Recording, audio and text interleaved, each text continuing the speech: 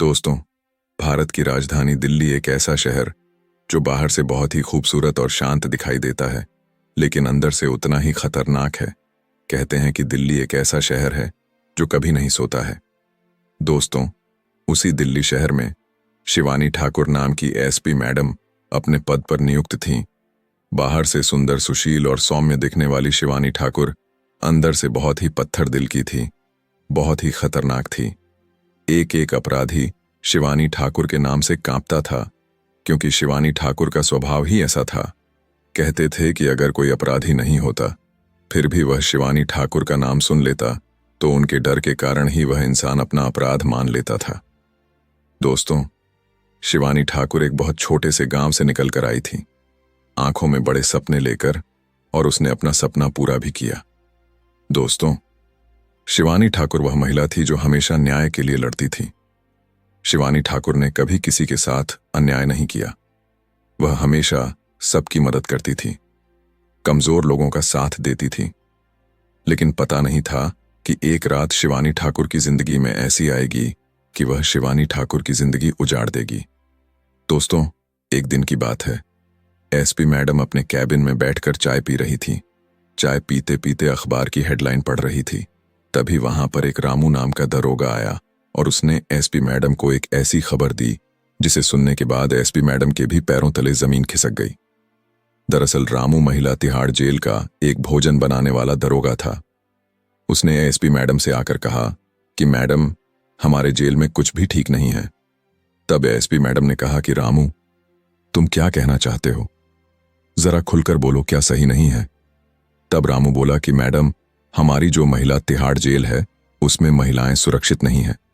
उनका शोषण हो रहा है, उनका फायदा उठाया जा रहा है।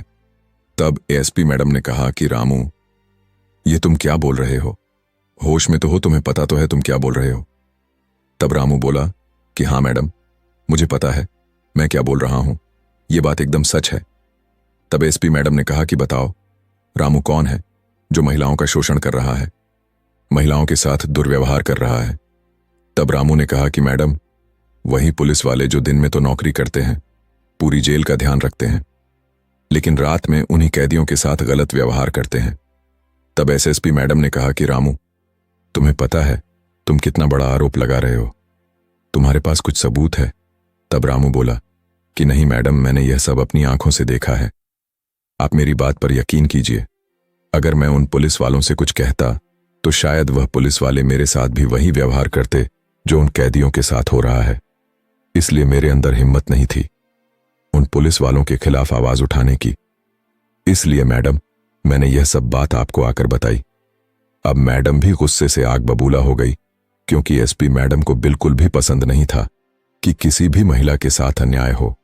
और मैंने आपको बताया है कि शिवानी ठाकुर वह औरत थी जो न्याय से लड़ने के लिए हमेशा तैयार रहती थी। अब शिवानी ठाकुर ने, यानी कि एसआईपी मैडम ने रामू से कहा कि रामू, तुम्हारा बहुत बहुत धन्यवाद जो तुमने मुझे यह खबर लाकर दी। लेकिन रामू, एक बात बताओ कि जब मैं पिछले सप्ताह उस जेल में आई थी तब किसी भी महिला ने मुझे यह बात क्यों नहीं बताई? तब रामू ने कहा कि मैडम, वहां पर जितने भी पुलिस वाले हैं वह सभी कैदियों को धरा धमका कर रखते हैं। कहते हैं कि अगर तुमने हमारे खिलाफ मुंह खोला तो तुम्हारी खैर नहीं, हम तुम्हारे साथ इतना बुरा करेंगे कि तुमने सोचा भी नहीं होगा। इस तरह की बातें कहकर पुलिस वाले महिलाओं को डराते हैं। तब एसपी मैडम बोली कि रामू, तुम्हारा बहुत बहुत धन्यवाद जो तुमने हिम्मत दिखाई। मैं तुम्हें सरकार से कुछ ना कुछ अवार्ड जरूर दिलवाऊंगी, लेकिन सबसे पहले मुझे यह बताओ कि इन सब तरह का व्यवहार कब होता है? तब रामू ने बताया कि मैडम, जब सारे पुलिस वाले दिन भर अपनी ड्यूटी करके थक जाते थे, तब वह रात को उस महिला कैबिन के पास जाते थे जहां पर सभी महिलाएं अपनी सजा काट रही होती हैं। तब एसपी मैडम ने कहा कि कोई बात नहीं रामू, तुम जाओ और मुझे हर एक खबर देते रहना। मैं आज शाम को ही उस जेल का निरीक्षण करने आ रही हूं। अब शिवानी ठाकुर के दिमाग में यही बात चल रही थी कि आखिर महिलाओं के साथ ही ऐसा क्यों होता है, क्यों हर बार महिलाओं को ही झुकना पड़ता है? दोस्तों, कहते हैं कि महिला का जीवन बहुत कठिन होता है। अगर कोई महिला गलत होती है तो पूरा समाज उसके खिलाफ खड़ा हो जाता है, कोई साथ नहीं देता है। लेकिन वह भी एक महिला है, उसे भी किसी के सहारे की जरूरत होती है और एक महिला ही दूसरी महिला को समझ पाती है। एसआईपी मैडम भी उन महिलाओं का दर्द समझती थी, इसीलिए आए दिन सबसे जाकर जेल में मिलती थी। अब दोस्तों, उसी दिन शाम को एसआईपी मैडम जेल का निरीक्षण करने पहुंची। जब एसपी मैडम ने सब कुछ देखा तो एसपी मैडम को बाहर से तो सब कुछ अच्छा लग रहा था, लेकिन आधी रात में उस जेल के अंदर क्या हो रहा था वह सिर्फ वहां की कैदी महिलाएं ही जानती थीं। अब एसआईपी मैडम ने सब लोगों से पूछताछ की, सारी कैदियों से बात की, लेकिन किसी भी कैदी की हिम्मत नहीं हो रही थी कि वह एसआईपी मैडम को एक इशारा ही कर दे या कुछ बताने की कोशिश करे। तब एसआईपी मैडम समझ गई थी कि यह सब अपना मुंह ऐसे नहीं खोलेगी। दोस्तों, दूसरे दिन एसआईपी मैडम वापस अपने कैबिन में बैठकर यही सोचने लगी कि आखिर में इन सब का भांडा कैसे फोड़ूं, कैसे उन पुलिस वालों को बाहर लेकर आऊं जो महिलाओं का शोषण कर रहे हैं, उनके साथ गलत व्यवहार कर रहे हैं, उनका फायदा उठा रहे हैं। तब एसएसपी मैडम ने सोचा कि अगर मुझे पर्दाफाश करना है तो मुझे ही आज रात जेल में कैदी बनकर जाना पड़ेगा। अब दोस्तों, वह रात आ ही गई थी जिस रात ने एसपी मैडम की जिंदगी उजाड़ दी थी। लेकिन किस तरह एसपी मैडम इन सब से लड़ी और जीती, यह भी मैं आपको वीडियो में आगे बताऊंगा। दोस्तों, 18 मार्च गुरुवार का दिन था। रात के 2 बज रहे थे। कुछ पुलिसकर्मी ड्यूटी पर सो रहे थे, कुछ पुलिसकर्मी रखवाली कर रहे थे और कुछ पुलिसकर्मी महिलाओं के साथ इस मौज मस्ती कर रहे थे और उनका फायदा उठा रहे थे। अब एसपी मैडम भी कैदी के कपड़े पहनकर तिहाड़ महिला जेल में घुस गई, लेकिन उसे यह पता नहीं था कि वह जिंदा बाहर आएगी या नहीं भी आएगी, क्योंकि कहते हैं कि जेल एक ऐसी जगह है जहां पर खून भी माफ होता है। अगर कोई कैदी किसी कैदी की हत्या कर दे तो वह भी माफ होता है। अगर कोई पुलिस वाला किसी कैदी को मारे तो भी वह माफ होता है। अब दोस्तों, रात के 3 बजे कैदी के कपड़े पहनकर शिवानी ठाकुर सबसे पहले जेल के अंदर पहुंची और उसी इलाके में गई जहां पर महिलाएं अपने कैबिन में बंद थीं। उस कैबिन के बाहर कुछ पुलिस वाले बैठे हुए थे, जो कुछ लोग महिलाओं से डांस करवा रहे थे, कुछ लोग महिलाओं से पैर दबा रहे थे, कुछ पुलिस वाले महिलाओं के साथ गलत व्यवहार कर रहे थे।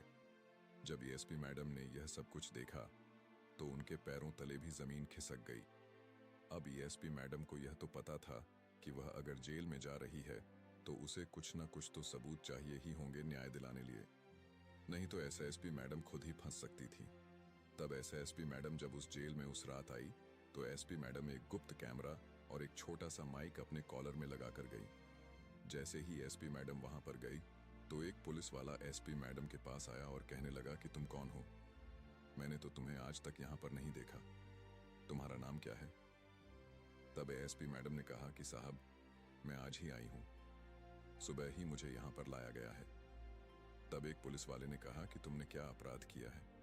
तब एसपी मैडम ने कहा कि साहब, मेरे ऊपर चोरी का आरोप लगा है, लेकिन मैंने कुछ नहीं किया है। तब 2-3 पुलिस वाले वहीं पर मौजूद थे और वह कहने लगे कि सब यही कहते हैं कि मैंने कुछ नहीं किया है, तुम्हारा नाम क्या है? तब एसपी मैडम ने अपना नाम रुक्मणी बताया। अभी नाम बहुत अजीब था, इसलिए वहां पर जितने भी पुलिस वाले थे वह सभी यह नाम सुनकर जोर जोर से हंसने लगे और मजाक बनाने लगे। कहने लगे कि अरे यह भी कोई नाम होता है, चलो मेरे पैर दबा दो, आज मेरे पैर बहुत दुख रहे हैं। तब एसपी मैडम ने कहा कि साहब, मैं यहाँ पर सिर्फ अपनी सजा काटने आई हूँ और अभी तक ये प्रूफ नहीं हुआ है एल कि मैंने ही हत्या की है, मैं आपके पैर क्यों दबाऊं? तब 2 दरोगा बोले कि हे, जरा सवाल जवाब मत करो, चुपचाप जैसा सर कह रहे हैं वैसा करो, वरना अभी तो मैं ऐसे कैबिन में ले जाऊंगा कि तुम उस कैबिन से बाहर आने लायक नहीं रहोगी। तब एसपी मैडम कहने लगेंगी, चाहे कुछ भी हो जाओ, मैं यहाँ पर पुलिस वालों के पैर दबाने नहीं आई हूँ, मैं यहाँ पर अपनी सजा काटने आई हूँ। मुझे झूठे आरोप में फंसाया है, मुझे माफ कर दो, मैं आपके पैर नहीं दबाऊंगी। एल तब एक महिला आई और उसने कहा कि बेटा, ये जो बोल रहे हैं वैसा करो, अगर नहीं किया तो ये तुम्हें बहुत जलील करेंगे, तुम्हें बहुत मारेंगे। तब एसपी मैडम कहने लगे कि नहीं, तुम इनसे क्यों डरती हो? तब वह महिला बोली कि बेटा, हमें डर कर रहना पड़ेगा, क्योंकि यहां पर इनका ही राज्य चलता है, ये जो कहेंगे हमें वही करना पड़ेगा। तब मैडम कहने लगी कि तुमने आज तक इनके खिलाफ आवाज क्यों नहीं उठाई? इतने में डरों का आया और उसने एसपी मैडम का हाथ पकड़ लिया और कहने लगा कि चलो, बहुत ज्यादा सवाल जवाब करने आ रहे हैं ना तुम्हें। चलो, तुम्हें ऐसे हालात में लेकर जाता हूं कि तुम वहां से बाहर नहीं आ पाओगी। अब एसपी मैडम को समझ में आ गया था कि अगर मुझे यह सब भंडा फोड़ना है तो इस दरोगा के साथ जाना ही पड़ेगा। अब दो दरोगा एसपी मैडम को एक कैबिन में लेकर गए। उस कैबिन के आसपास कोई नहीं था, सिर्फ शिवानी ठाकुर और वह दो दरोगा ही थे। वह दरोगा कहने लगे कि बताओ तुम्हारा नाम क्या है और क्यों यहां पर आकर इतना सवाल जवाब कर रही हो, ज्यादा गर्मी छड़ी है। एल। तब एक दरोगा दूसरे दरोगा से कहने लगा कि यह आजकल की लड़कियां अपने आप को जाना क्या ही समझती हैं। यह जानती नहीं है कि अगर हम पुलिस वाले एक अच्छे दोस्त बन सकते हैं तो उससे बुरे दुश्मन भी बन सकते हैं। तब एसपी मैडम कहने लगे कि साहब, आप दोनों मुझे यहां पर क्यों लेकर आए हो? मैंने क्या गलत कहा? तब वह दोनों दुर्गा कहने लगे कि चुपचाप यहीं बैठी रहो, अभी आधे घंटे में हमारे साहब आएंगे, वही तुम्हारी सारी हेकड़ी निकालेंगे। इतने में एसपी मैडम का दिमाग चला और एसपी मैडम ने उन दोनों दरोगाओं को अपनी सच्चाई बता दी। लेकिन क्यों बताई, इसके पीछे भी मैं आपको एक कारण बताता हूं। वह डिप्टी जो दोनों दरोगा थे, उनकी पोस्टिंग 1 महीने पहले ही हुई थी और वह अपनी नौकरी से भी बहुत प्यार करते थे। लेकिन सिस्टम के चक्कर में उन्हें ऐसा बनना पड़ा और सिस्टम ने ही उन्हें ऐसा बनाया जब उस जेल के कैबिन में 2 दरोगा और एएसपी मैडम के अलावा कोई नहीं था। तब एसपी मैडम ने कहा कि तुम दोनों का नाम क्या है? तब एक दरोगा ने अपना नाम कुणाल बताया और दूसरे दरोगा ने अभिषेक बताया। तब एसपी मैडम कहने लगी कि तुम मुझे जानते हो, मैं कौन हूं? तो वह दोनों कहने लगे कि हम नहीं जानते तुम कौन हो, लेकिन तुम कुछ ज्यादा ही अंदर चटर पटर कर रही थी। अभी हमारे साहब आएंगे और तुम्हारी सारी हेकड़ी निकालेंगे। तब एसपी मैडम बोली कि मैं दिल्ली के एक थाने की एसपी हूं और यह चीज मैं तुम्हें इसलिए बता रही हूं क्योंकि अब तुम्हें भी मेरा साथ देना पड़ेगा। तब वह दोनों दरोगा एएसपी मीणा की बात में नहीं आते हैं और मजाक उड़ाने लगते हैं। कहते हैं कि अरे वाह, तुम एएसपी हो तो हम भी प्रधानमंत्री हैं।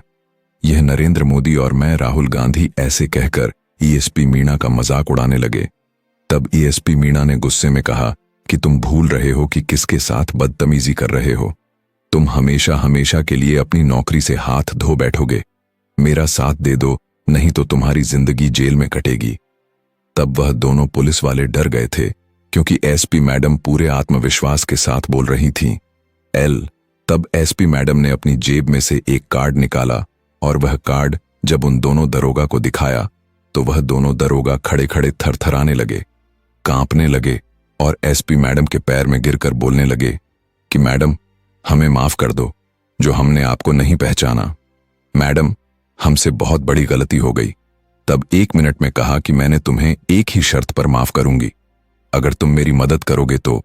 तब वह दोनों द्वारा कहने लगे कि हाँ मैडम, आप जो कहेंगे हम वो करेंगे। एल, हम आपकी मदद करने के लिए तैयार हैं। तब एएसपी मैडम ने कहा कि मुझे बताओ, हर रोज हर रात इस जेल में महिला कैदियों के साथ क्या होता आ रहा है? तब वह सारी ही बात उन दोनों दरोगा ने बताई जो एसपी मैडम को रामू ने बताई थी। तब एसपी मैडम को यकीन हो गया था कि हाँ, यह सच है, रामू ने उस दिन जो बताया वह सच है। तब एसपी मैडम ने उन दोनों दरोगाओं को अपना गुप्त कैमरा और माइक दिया और कहा कि मेरे पास तो एक माइक और गुप्त कैमरा है ही, लेकिन यह लो, तुम भी इस गुप्त कैमरे और माइक को ले जाकर वहां पर जो कुछ भी हो रहा है उसे कैमरे में कैद करो और मुझे लाकर दो। अब वह दोनों डरों का बहुत डर रहे थे, घबरा भी रहे थे। तब एचपी मैडम ने कहा कि घबराओ मत, मैं तुम्हारे साथ हूं। तुम दोनों को मैं अच्छे से जानती हूं, पिछले महीने ही तुम्हारी यहां पर पोस्टिंग हुई है। तब वह दोनों का कहने लगे कि मैडम, आपने हमें कैसे पहचाना? तब एसआईपी मैडम ने उन दोनों बच्चे दरोगा का नाम तो देख ही लिया था, उनके माता पिता के बारे में भी थोड़ा बहुत बता दिया। तब वह दोनों दरोगा एसआईपी मैडम की बात मान गए। एल और एसआईपी मैडम ने थोड़ी सी उन्हें हिम्मत दिखाई। अब वह दोनों दरोगा कैमरा और माइक लेकर वहां पर चले गए जहां पर सारे पुलिस वाले बैठे हुए थे और महिला कैदियों का शोषण कर रहे थे। सब कुछ कैमरे में रिकॉर्ड करके दोनों पुलिस वालों ने एएसपी मैडम को सब कुछ रिकॉर्ड करके लाकर दे दिया और एएसपी मैडम तुरंत उसी वक्त जेल से बाहर चली गई। जब वह दोनों दरोगा वापस से उन पुलिस वालों की महफिल में गए तो उनमें से उनके 2 अधिकारियों ने पूछा कि अरे, तुम यहां पर क्यों आ गए? वह महिला कहां गई जो बहुत जरा सवाल जवाब कर रही थी? जरा मैं भी उससे अकेले में जाकर कुछ सवाल जवाब कर लूं। लेकिन उन दोनों दरोगाओं की मुंह खोलने की हिम्मत नहीं हो रही थी। क्योंकि एसपी मैडम ने उन दोनों अभिषेक और कुणाल को कहा था कि अगर तुमने उन पुलिस वालों को बताया कि मैं एसपी थी और यहां पर कैदी बनकर आई थी, तो मैं तुम्हारा भी वही हाल करूंगी जो उनका होने वाला है। तब वह दोनों दरोगा ने एचपी मैडम को वादा किया कि मैडम, हम वादा करते हैं कि हम नहीं बताएंगे कुछ भी, हम चुपचाप जाकर बैठ जाएंगे। तब वह दोनों दरोगा अपने पुलिस अधिकारियों से कहने लगे कि अरे साहब, उस महिला को तो हमने ही सबक सिखा दिया, छोड़ो आप। तब वहां पर जो हुआ उसे देखकर आप भी और सुनकर आप भी हैरान रह जाएंगे। एसपी मैडम उस रात उस जेल से तो निकल गई। एसपी मैडम दूसरे दिन सुबह वह सारे सबूत लेकर पुलिस हेडक्वार्टर में पहुंची और अपने अधिकारियों को वह सब वीडियो बताई। उसके बाद एसपी मैडम के साथ सारे पुलिस अधिकारी उस जेल में गए और उन सभी पुलिस वालों को हमेशा हमेशा के लिए नौकरी से बाहर निकाल दिया और सस्पेंड कर दिया। तब पूरे पुलिस फोर्स में एसपी मैडम की बहुत तारीफ हुई। जितनी भी कैदी महिलाएं थीं, उन्होंने भी एसपी मैडम के हाथ जोड़े और कहा कि एसपी मैडम, आपका बहुत बहुत धन्यवाद जो हमें इस नर्क से बचाया। हम बहुत परेशान हो गए थे, किसी से कह नहीं पाते थे, कोई हमारी सुनता नहीं था। जब भी आवाज उठाने की कोशिश करते थे, हमारी आवाज दबा दी जाती थी, हमें प्रताड़ित किया जाता था। तब जो मुख्य पुलिस अधिकारी थे, उन्होंने भी एचपी मैडम की बहुत तारीफ की। उन सारे पुलिस वालों को सजा भी हुई और हमेशा हमेशा के लिए उनकी नौकरी भी छीन ली गई, क्योंकि जो अपराध उन पुलिस वालों ने किया था वह अपराध कोई साधारण नहीं था। दोस्तों, तो इस तरह से एसपी मैडम ने इस घटना का भांडा फोड़ा। तो आप सबको यह वीडियो कैसी लगी? अगर आप सभी को यह वीडियो पसंद आई हो तो वीडियो को लाइक कर देना और हमारे चैनल को सब्सक्राइब कर देना। मिलते हैं अगली वीडियो, तब तक खुश रहें, सुरक्षित। धन्यवाद। जय हिंद, जय भारत, वंदे मातरम, जय जवान, जय किसान।